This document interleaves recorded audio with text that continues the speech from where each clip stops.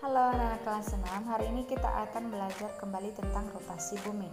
Pada pertemuan sebelumnya kalian sudah mempelajari beberapa percobaan tentang rotasi bumi. Nah, sebagaimana kalian ketahui bahwa bumi itu adalah ciptaan Tuhan sebagai tempat tinggal manusia. Nah, manusia di bumi mengalami atau merasakan yang namanya siang dan malam. Mengapa bisa merasakan siang dan malam? Itu karena adanya rotasi bumi. Nah, rotasi bumi itu apa? Rotasi bumi itu adalah pergerakan bumi pada porosnya. Jadi bumi itu berputar pada porosnya. Nah, pergerakan bumi atau rotasi bumi itu bergerak berlawanan arah jarum jam. Nah, kalau arah jarum jam kan begini, sedangkan kalau yang rotasi bumi seperti ini ya.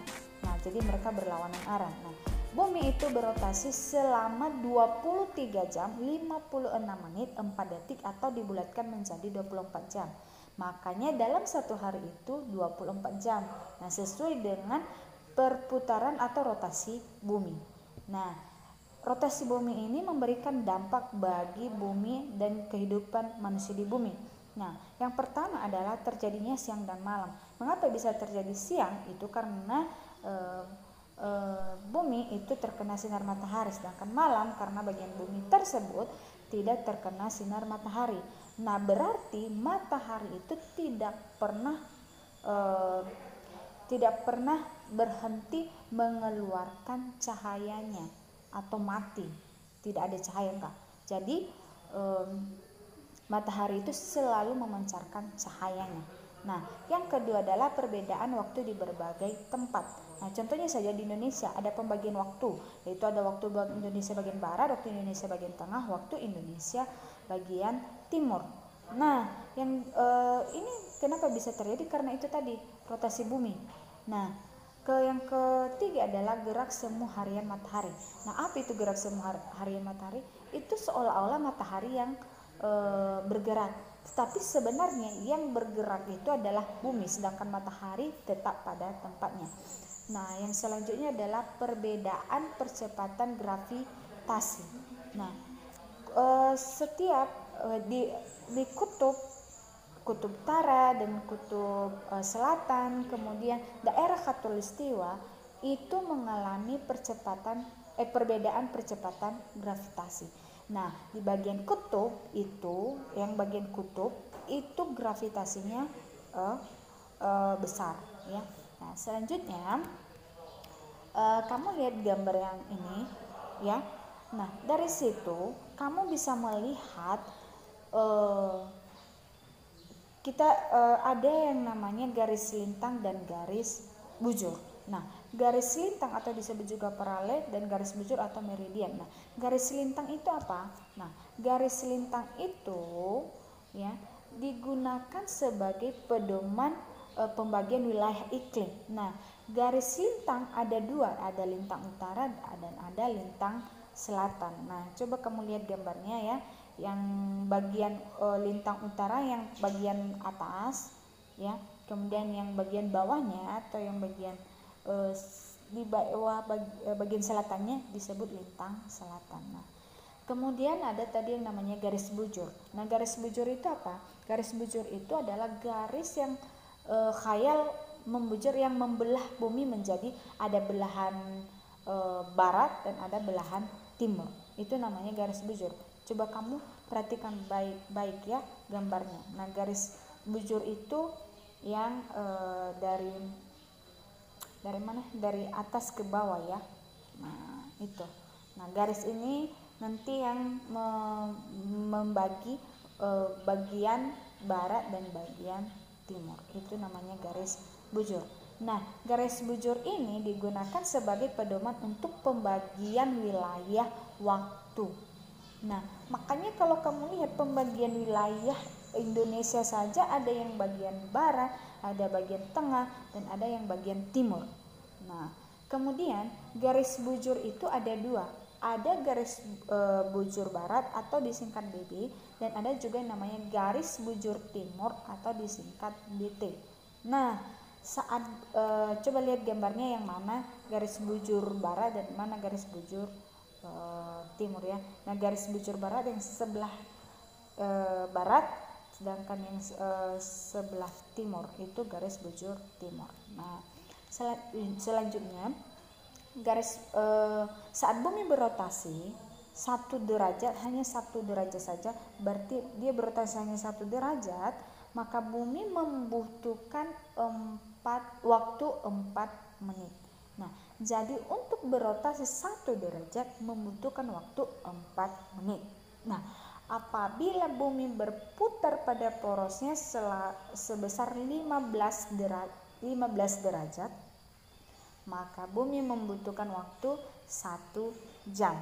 Nah, makanya setiap tempat di muka bumi ya mempunyai selisih garis bujurnya itu, yang garis bujur coba perhatikan baik-baik. Nah, setiap garis bujur ini ya memiliki selisih sebesar 15 derajat.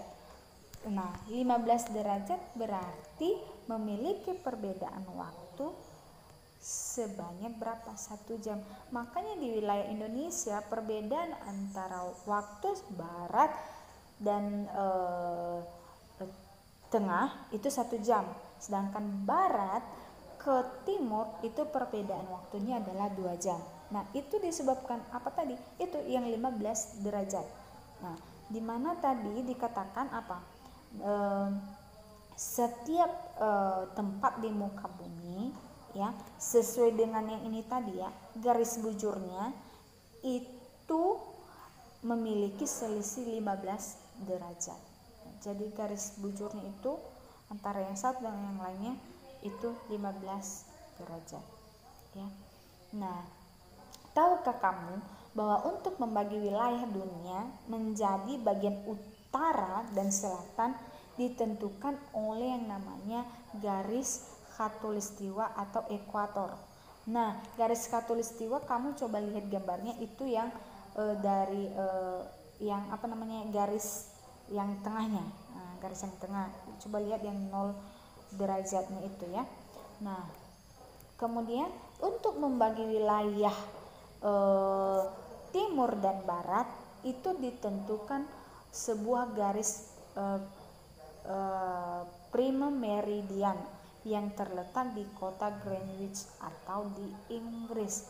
Nah, ingat tadi kalau pembagian wilayah utara dan selatan itu ditentukan oleh garis khatulistiwa, sedangkan untuk membagi wilayah timur dan barat itu ditentukan oleh sebuah garis prima meridian yang terletak di kota Greenwich atau Inggris. Kamu bisa lihat ini ya gambarnya di sini.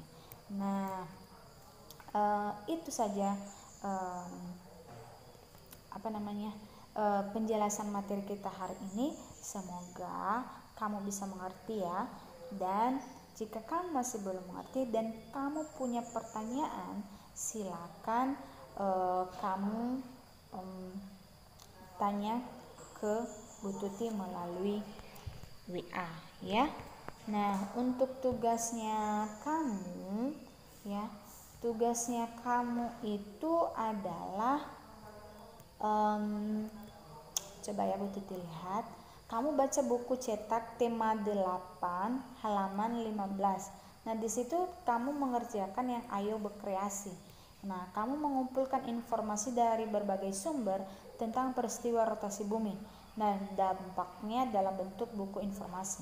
Nah, informasinya bisa kamu dapatkan dari materi yang sudah diberikan, buku cetak atau video atau Google, bisa.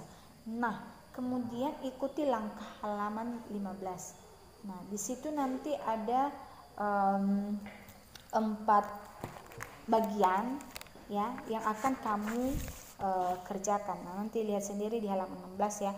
HVS hanya ada 1 HVS, kemudian nanti kamu bagi 4. Halaman 1 itu berisi sampulnya, halaman kedua penjelasan tentang peristiwa rotasi bumi dan akibatnya, dan halaman ketiga kegiatan percobaan yang dapat dilakukan untuk menunjukkan fenomena rotasi bumi dan akibatnya. Boleh percobaan yang sudah kamu lakukan. Dan yang keempat adalah kosakata yang berkaitan dengan peristiwa rotasi bumi dan definisinya. Misalnya yang berkaitan dengan rotasi bumi, misalnya pengertian garis lintang, garis bujur, Greenwich dan lain, revolusi rotasi bumi dan lain sebagainya. Nah, kamu kerjakan dengan rapi. Nah, kalau kamu tidak mengerjakan dengan tidak rapi, maka silakan kamu ulang. Nah, kamu buatlah sekreatif kamu bisa tambahkan gambarnya, kamu gambar intinya kamu kerjakan dengan rapi dan kreatif. Nah, itu saja. Kalau nggak selesai hari ini, kamu lanjutkan hari Kamis ya. Selamat belajar anak-anak, Tuhan memberkati.